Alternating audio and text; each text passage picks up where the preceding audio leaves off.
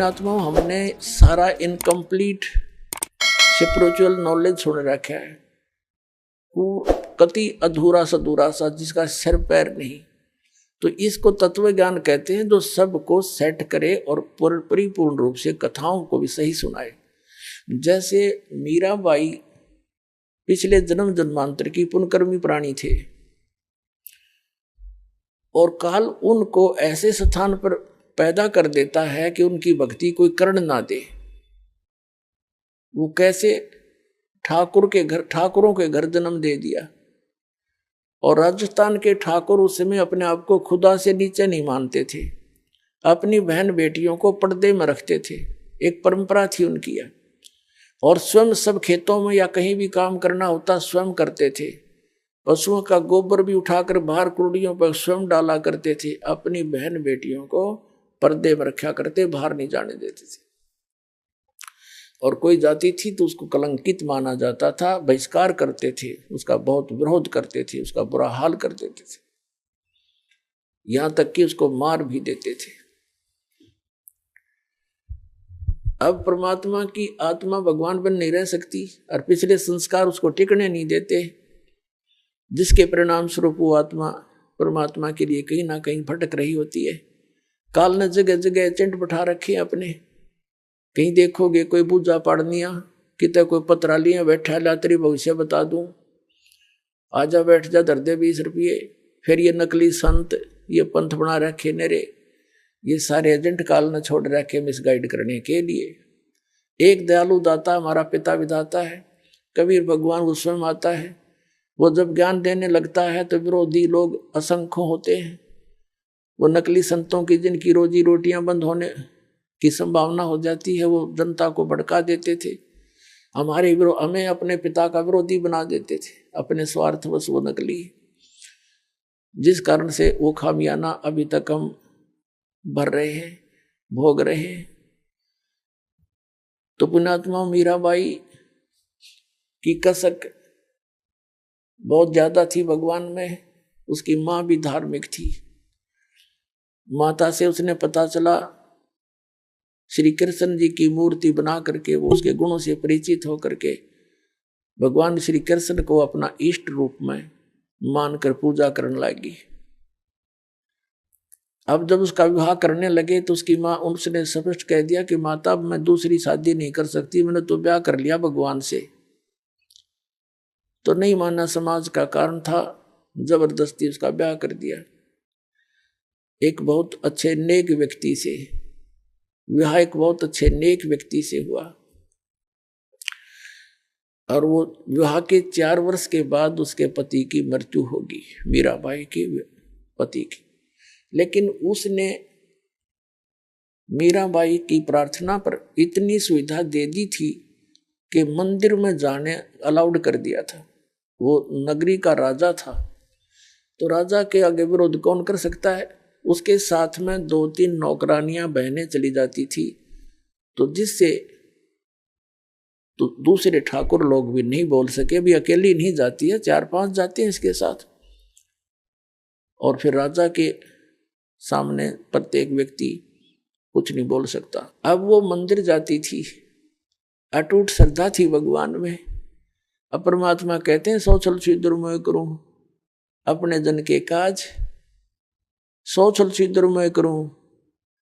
अब क्या हुआ, दयालु है परमात्मा, सतगुरु आए दया करी, ऐसे दीन दयाल। ये हमारे सत परमात्मा सतगुरु आते हैं, ऐसे दीन दयाल हैं, अपनी आत्माओं को अपना रास्ता आप ही बताते हैं। एक दिन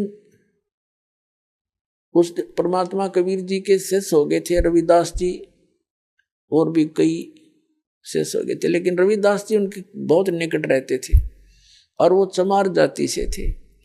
आज से 600 वर्ष पहले ये छुआछूत चरम सीमा पर था। और ये जो शेड्यूल कास्ट के जो व्यक्ति होते थे, अनुसूचित जाति यानी चमार हुए, जुलाहे हुए, इनसे अन्य विशेष कर सर्वन जाति बहुत इनको हे समझती थी, इनके निकट नहीं मान जाते थे। तो मीराबाई, जिस रास्ते से मीराबाई जाती थी मंदिर में, उसी रास्ते में बीच में एक गरीब की झोपड़ी थी, आगे उसके साथ ही एक लंबा वैसे वन था, वृक्ष थे, खुला मैदान था। वहां परमात्मा कबीर जी और रविदास जी दोनों संत रूप में वहां सत्संग करने लग गए। अब मीराबाई जा रही थी मंदिर में, और जब देखा जाते समय कि कोई साधु संत आए हैं, लोग इकट्ठे हो रहे हैं, वापस आई, घंटा 2 घंटा मंदिर में अपनी करके पूजा अर्चना, तो वापस देखा तो वहां सत्संग शुरू हो गया, हो रहा था। मीराबाई और सखियों ने सबने मिलकर सोचा चलो 2 वचन सुनते हैं, भगवान की चर्चा हो रही है। वो बैठ गई जाके। परमात्मा तो आए इसीलिए थे, उस अपनी आत्मा को कहते हैं गोता मारूं स्वर्ग में जा बैठूं पाताल, कह कबीर ढूंढता फिर अपने हीरे मोती लाल। जैसे परमात्मा ने सबको ऐसे ही खोजा, तो मीराबाई सत्संग सुनने लगी। परमात्मा ने सत्संग वही किया जो राम और कृष्ण के बारे में वो किया करते थे। गुण तीनों की भक्ति में ये भूल पड़ो संसारे, कह कबीर निज नाम बिना कैसे उतरो पारे। 3 देव की जो करते भक्ति, इनकी कदे ना होवे मुक्ति। सारी कथा कहानी सुनाई भगवान ने। ब्रह्मा विष्णु महेश नासवान है, इनसे ऊपर कोई और परम शक्ति है, अपने को छुपा कर दाता बताया करते थे। मीराबाई को शौक लगा जैसे बिजली का झटका लगा करे, क्योंकि वो श्री कृष्ण की पुजारण थी, श्री विष्णु की पुजारण थी। पहली बार तो पुण्यात्माओं सबके साथ ऐसी घटना घटी। दास को भी ऐसा झटका लगा था, जब क्योंकि दास श्री कृष्ण और विष्णु का कट्टर पुजारी था, हनुमान जी के व्रत रखता था। श्याम जी हमारे दादा लाई वह गांव होया करे पूरी साधली पूजा, वो भी करता था। तो पहली बार दास को भी बड़ा दुख हुआ था, लेकिन सहन करके फिर आगे जानने की चेष्टा की तो हृदय के पट खुल गए, स्पष्ट दिखाई देता है। पहले मोतियाबिंद था, हमारा ऑपरेशन हो गया, अब हृदय वाली आंखें काम करने लगेगी। अब मीराबाई को बड़ा दुख हुआ सत्संग के बाद, कहने लगी महाराज जी आप क्या बात कह रहे हो, क्योंकि पुण्यात्मा कोई भी जो प्रसन्न भी करते हैं वो सभ्य तरीके से करते हैं। कहने लगी महाराज जी हमने तो कभी ये बात सुनी नहीं, आप जो बता रहे हो। तब परमेश्वर ने कहा बेटी जो नहीं सुनी वही सुनाने आया हूं मैं। जो तुमने सुना है वो लोकवेद है, दंत कथाएं हैं, ये राम कृष्ण की आप मृत्यु होती है। तो प्रश्न किया उस देवी ने कि भगवान आप कैसे कह रहे हो। भगवान श्री कृष्ण जी ने मोरध्वज राजा के पुत्र ताम्रध्वज को आरे से चिरवा कर जीवित कर दिया, आप कैसे कह रहे हो कि वो कुछ नहीं कर सकते। परमात्मा ने कहा बेटा मैं ये नहीं कह रहा कुछ नहीं कर सकते, पर ये तुम्हें मुक्ति नहीं दे सकते। फिर इनकी सामर्थ्य देख लो। मोरध्वज राजा का लड़का तो श्री कृष्ण ने जाके जीवित कर दिया, क्योंकि उसके सांस शेष थे, उसकी आयु शेष थी, इतना ये कर सकते हैं। ये तो एक जादूगर कर देता है, छोटे मोटे साधु संत कर देते हैं। लेकिन श्री कृष्ण जी जब कहाँ गई थी उनका वो सामर्थ्य, जब उनका सगा भांजा अभिमन्यु महाभारत के युद्ध में चक्रव्यूह में मारा गया था। सुभद्रा का पुत्र जो श्री कृष्ण की बहन थी सुभद्रा, श्री कृष्ण रो रहा था, 500 पांडव रो रहे थे, उनका कुल नाश हो रहा था, तो क्यों नहीं जीवित किया श्री कृष्ण जी ने अभिमन्यु को। अब सुन होगी। फिर पूछा उसने जी कारण क्या था, कि बेटी अभिमन्यु का प्रारब्ध इतना था, उसकी आयु शेष नहीं थी, और ताम्रध्वज की आयु शेष थी। उसने जाके दिखा दिया ड्रामा। तो सेम गिवा एकदम, क्योंकि मालिक के जो ज्ञान है ये सटीक उदाहरण है। वह घर चली गई तो कहने लगी जी, फिर उसने कहा परमात्मा से, फिर दूसरा प्रश्न किया कि मुझे भगवान कृष्ण साक्षात दर्शन देते हैं, मैं उनसे बातें भी करती हूं। परमात्मा ने कहा बेटी तू अपने कृष्ण जी तो पूछ लिए, ये देवता है, ये झूठ नहीं बोला करते, सच्ची बताओगे तेरे को।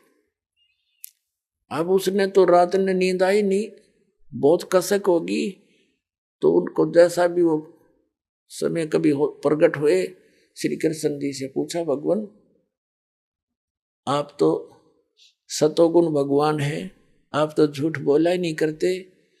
मैंने ऐसे ऐसे संतों का सत्संग सुना है, मेरे बात जची नहीं उनकी, क्या आपसे भी कोई ऊपर शक्ति है?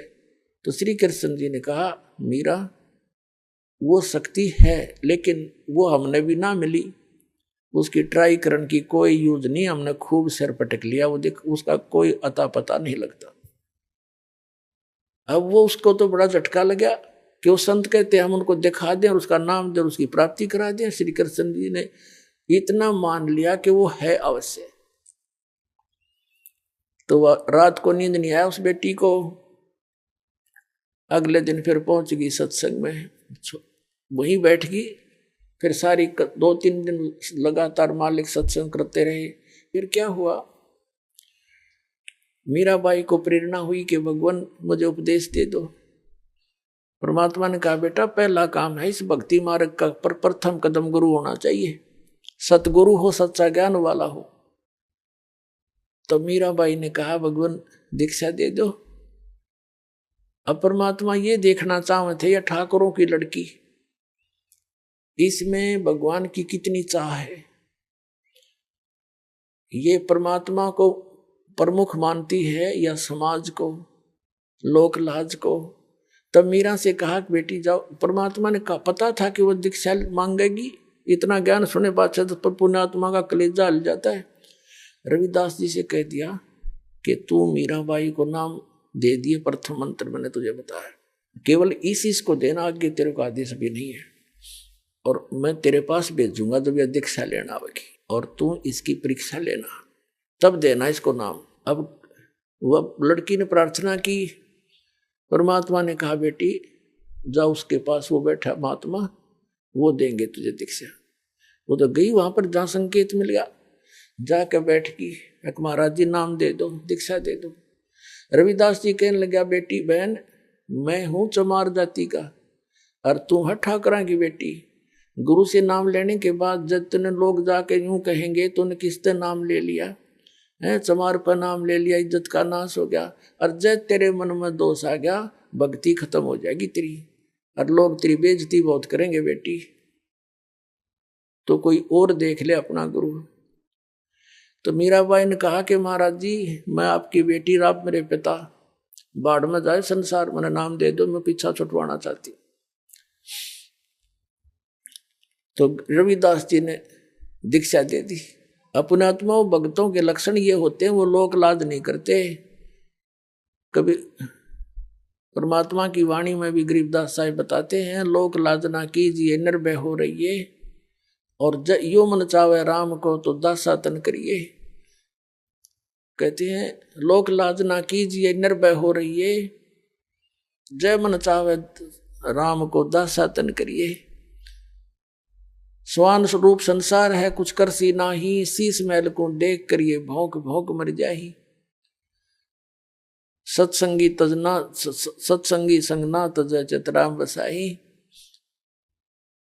नित्यानंद जी महाराज संत हुए हैं, उन्होंने कहा है कि लोक लाज मर्याद जगत की तरण जो तोड़ बगावे। ये लोक लाज मर्याद जगत की न तरण की तरह डिकड़े की तरह तोड़ के फेंक दे, तब कोई राम भगत गत पावे। तो साधु संतां के पिछले उदाहरण देख लो, उन्होंने लोक मर्यादा कति नहीं करी। जैसे आदरणीय नानक साहिब जी हिंदू धर्म में थे, अरोड़ा खत्री इनके घर जन्म था इनका, और रामकृष्ण के पुजारी थे। परमात्मा मिले तो पूरा उसी दिन त्याग दिया था, परमात्मा के दर्शन करके आते ही सब छोड़ दिया, और पूरा विरोध हुआ था उसका हिंदू समाज में, होने दे, कति परवाह नहीं करी। ये दृढ़ भक्त होते हैं जिनको भगवान आकर मिलते हैं। तो मीराबाई ने कहा, भगवान मुझे नाम दे दो, आप मेरे पिता, मैं आपकी बेटी, कुछ हो मेरे साथ वो संघर्ष, आप मेरे साथ रहोगे, मैं आप झेल लूंगी सब कष्टों को, पर परमात्मा के लिए मैं कुछ भी कर सकती हूँ। अब प्रथम मंत्र दे दिया रविदास जी ने, और फिर जैसे महीने में 20 दिन में फिर आने लगे सत्संग करने। तो सत्संग उस दिन तो भगत पर पक्के आते हैं। सत्संग विशेषकर परमात्मा रात्रि में भी करते थे और दिन में भी करते थे। दिन में कम रात्रि में ज्यादा करने लगे, क्योंकि दिन में काम नहीं में समय नहीं मिलता भक्तों को, व्यक्तियों को। रात्रि तो अपनी ही होती है, अपने ही समय नींद से समय निकाल लेते हैं। अब पहले तो वो दिन में मंदिर में जाती थी, अब रात्रि ने सत्संग में जाने लगी, दोनों टाइम, सुबह भी दिन में भी रात में भी। अब पहले तो उसका पति था, उसको साथ देता था, कोई बोलने वाला नहीं था। अब उसकी मृत्यु के बाद उसका देवर बन गया वहां का, उस नगरी का राजा। उसने मीराबाई को बहुत समझाया कि तू अब मत जाया कर, पहले तो तेरा पति था, अब लोग पता नहीं क्या क्या बात बनाते हैं, हमारी इज्जत का नाश कर देगी तू। उसने कोई परवाह नहीं करी थी, मंदिर में जाती रही। और फिर लागी और रात ने सत्संग में जान। इस बात का उसके देवर ने घना मलाल हो गया, घना दुख मान लिया कि इसको तो मार दे तो अच्छा है, और इसने तो इज्जत का नाश कर दिया। तो क्या किया उसने, क्या किया, एक दिन अपने पुत्र का जन्मदिन रख दिया, रिश्तेदार आए हुए थे, और एक किसी सपेरे से कहा कि ऐसा विषधर ला दे, ऐसा विषयर ला दे सर्प के डंक मारते मर जाए आदमी। उसने वैसा ही ला दिया, राजा का हुक्म था, और एक डिब्बे में बंद करके ऊपर लिख दिया 9 लखा हार। राजा ने एक बांदी से कहा, नौकरानी से, जाओ मीरा को दे दे, ये हार गले में पैर लेगी, सुंदर कपड़े पहन लेगी, रिश्तेदार आवेंगे। और ऐसे, क्योंकि वो तो ऐसी रहती थी बेचारी, उसने तो ना उड़ने पैरने की कोई परवाह नहीं रही थी, भगवान में कसक गनी लगी थी। तो उसने कहा कि ठीक से कपड़े पहन लेना, मेरी बेइज्जती ना करवाना, रिश्तेदार ने कहेंगे भाई रहा नहीं उसकी पत्नी को कैसे रखता है, और ये हार पहन लेगी। उसने सोचा था न्यू कि सर्प डस कर मर जाएगी, सर्प देगा डस, सारे रिश्तेदार होंगे, सब गवाह हो जाएंगे, एक सांप लड़ गया, भाई हम भी वहीं थे, इसलिए मृत्यु होगी उसकी। इसने चाल तैया चाली थी। अब वो नौकरानी ने जाकर दे दिया, केले मीरा भाई, राजा ने बताया है इसमें एक हार है बहुत कीमती, इसको पहन लेना, और सुंदर कपड़े पहन ले, आज उनका लड़के का जन्मदिन है, दूर दूर के रिश्तेदार आए हुए। मीरा भाई बोली रख दे बेबे, पहन लूंगी। नानू का हाइबा पहन ले, मैं पहन लूंगी, तू जा। वह चली गई। अब उसने खोला कि ना पहरूंगी तो यूं दुखी करेगा, इन बातों में तो कोई खास आंट भी नहीं मेरा भक्ति की, मेरे लिए तो माटी है, यू हार है, जो कुछ भी है, लेकिन यू बकवादी आदमी दुखी करेगा। तो उसने अपना धोए दाए कपड़े पहन के वो हार गले में पहन के बैठ गई कि जब वहां जाएंगे इकट्ठे में चली जाऊंगी, जहां इकट्ठा होना है पार्टी में। अब 5-7 मिनट के बाद वो आया, वो तो देख वो तो ये देखने आया था कि मर्गी होगी, वाई वाह के कह धुआं, सांप लड़ गया, सांप लड़ गया, ये रहा, भागियो भागियो। अब उसने जाकर देखा कि वो मीरा बाई गले में सुंदर हार पहने बैठी। तो कहने लगा कि ये हार कहाँ से लाई, तो कोल्टा, मैं जानता था तू रातों जाती है, यही कर्म करने जाती है। वो कहने लगी जी आप भी मुझे जीने देते ना मरने देते, आप ही ने तभी भेजा था, और देख मुझे ही कलंकित कर रहे हो। तो वो कहता मैंने कहाँ, कौन से उसमें कहाँ भेजा था, कि ये डिब्बे में, ये बांदी नौकरानी देकर गई थी। वो डिब्बा देखा कि इसमें क्या था, कि इसमें ये हार था। अब उसने सोचा, बांदी बुलाई नौकरानी कि तू, बोली जी मैं अभी देकर बाहर ही बैठी हूँ, इनके बाहर नौकरानी थी, वो बाहर रहती थी, और यही डिब्बा, और तो उसके पास कोई वस्त्र भी, कपड़ा भी नहीं था विशेष, और कोई पात्र भी ऐसा नहीं था। अब उसने सोचा भाई बड़ी, उसने सोचा सपेरा जादू कर गया मेरी खातिर, वह ना जच्ची उसका, कोई और जादू जंत्र का दे गया होगा। तो जब तो वह बच गई। एक दिन उसने क्या किया कि एक सर्प से विष मंगवाया, विष डालकर एक प्याले से, उन्हें सोचा या मरती नहीं, मानती नहीं, इसने इज्जत का नाश कर दिया, जिसको जहर से मार देते हैं। उसको कहा विष, साथ गया तलवार लेकर कि ये जहर पी ले, ये विष है इसके अंदर, या तो इसको पी लेना, तेरी गर्दन काटूंगा। तलवार लेकर खड़ा हो गया। मीराबाई ने सोचा मारना तो इसने है ही, तलवार से तो दर्द होगा, विष पे लेती हूँ, आराम से मर जाऊंगी। करके मालिक को याद और विष पेगी सारा। और वो देखा खड़ा खड़ा नो का नो चेहरा, आध घंटे तक बाट देखी दुश्मन ने, वो मरी नहीं, वापस आ गया या वासा होकर। तो परमात्मा कहते हैं मीराबाई को मारन लागे जहर का प्याला प्यारे, पीवत ही अमृत हो लाग्या, हो गया सर्द ही यारे। मन तू पावेगा अपना किया रे, भोगेगा अपना किया रे। भक्ति के अंदर ऐसी शक्ति है, पुण्यात्माओं विश्वास करना इस मालिक पर।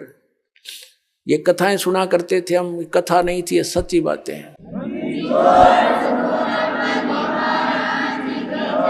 कहाँ तो विष ने मारना था, कहते हैं पीवत ही अमृत हो गया और हो गया सर्द ही यारे। कहाँ तो विष ने बेचैनी पैदा करनी थी और कहते हैं ठंडक सी होगी उस बेटी की अंतःकरण में।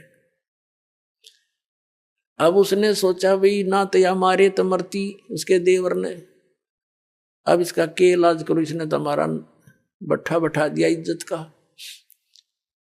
उसने उसकी माँ बुला ली, मीराबाई की उससे कहा कि मौसी तू समझा दे इसने।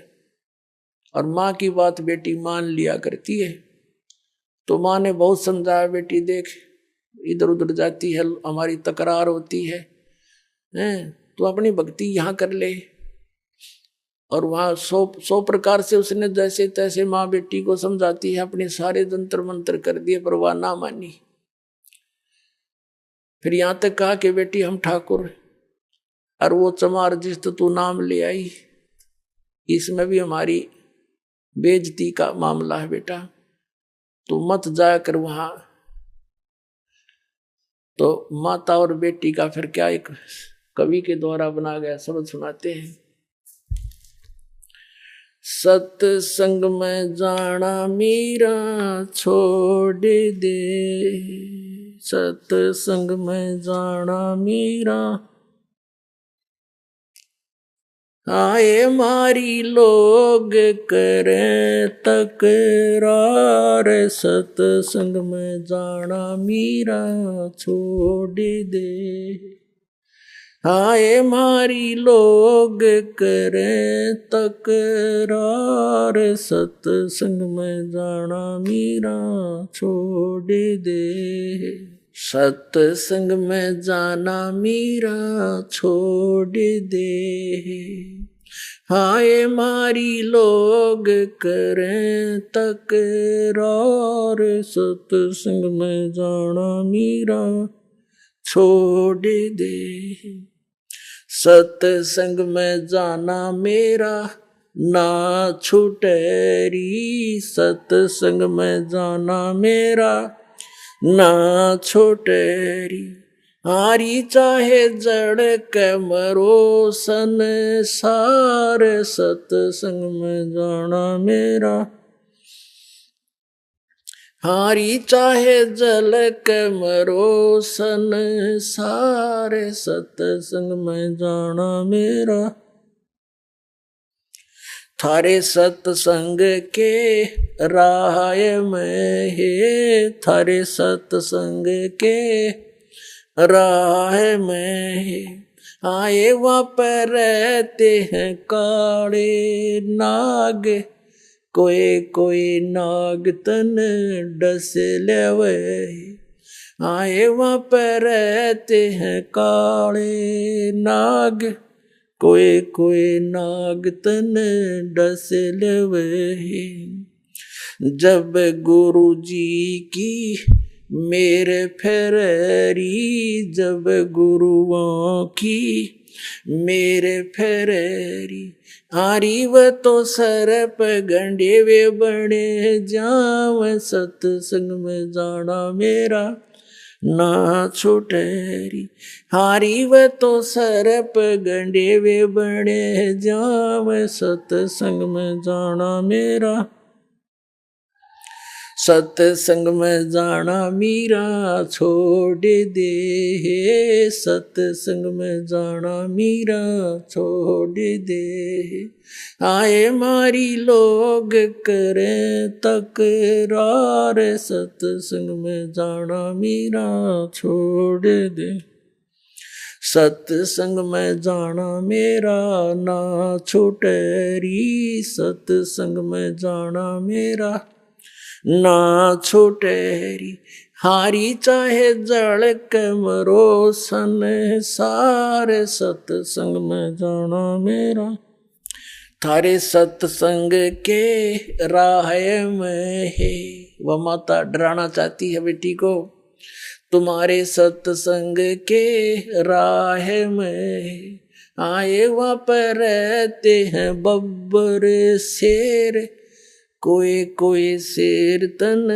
खा लवे कोई शेर तन खा लवे जब गुरु जी की मेहर होवेरी जब सतगुरु जी की मेहर होवेरी आरी वो तो शेरों के गिदड़ बने जाव सत्संग में जाना मेरा ना छुटेरी हारी व तो शेरों के गिदड़ बने जाव सत्संग में जाना मेरा ना छुटेरी तुम थारे सत्संग के बीच में है थारे सत्संग के बीच में आए वहाँ पर रहते हैं साधु संत कोई संत तन ले रमे आए वहाँ पर रहते हैं साधु संत